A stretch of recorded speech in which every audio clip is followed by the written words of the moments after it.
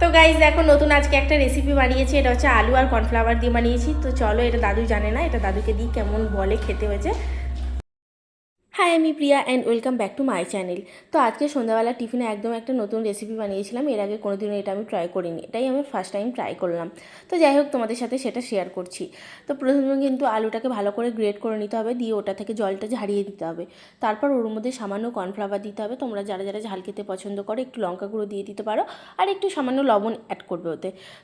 এরপর কড়াই বা চাটুর মধ্যে একটু অল্প তেল দেবে, দিয়ে ওর মধ্যে কিন্তু ওই যে ম্যারিনেট করা আলুটা ছিল কর্নফ্লাওয়ার দিয়ে, ওটা কিন্তু তোমরা দিয়ে দেবে। তোমরা যে যেমন পারো, যেভাবে পারো মানে ভাজতে পারো, যেরকম পারো। তো আমি কিন্তু রুটি শেপ দিয়েছিলাম, আমি আলুটাকে কিন্তু পুরোটা একসাথে দিয়ে দিয়েছিলাম। আর ওটাকে কিন্তু অল্প আছে ভালো করে ভাজতে হবে, নাহলে কিন্তু ভেতরে কাঁচা কাঁচা থেকে যাবে, একটুকু খেতে ভালো লাগবে না। আর আলুটার একটু কাঁচা ভাব, একটা গন্ধ থাকবে। তোমরা ওর জন্য কিন্তু একটু হলুদ অ্যাড করতে পারো, তোমাদেরকে আমি বলে দিলাম। তো তারপর কিন্তু কম আছে ওটাকে ভালো করে সুন্দর করে ভাজবে। তো ভেজে নিলেই আজকের রেসিপিটা রেডি হয়ে যাবে। আর অবশ্যই তোমরা আর কি কি রেসিপির ভিডিও তোমরা আমাকে সাজেস্ট করো, অবশ্যই আমাকে কমেন্ট করে জানিও।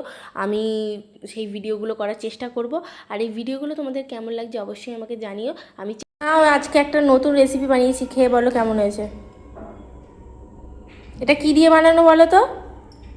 আলু দিয়ে। কেমন খেতে হয়েছে বলো? ভালো।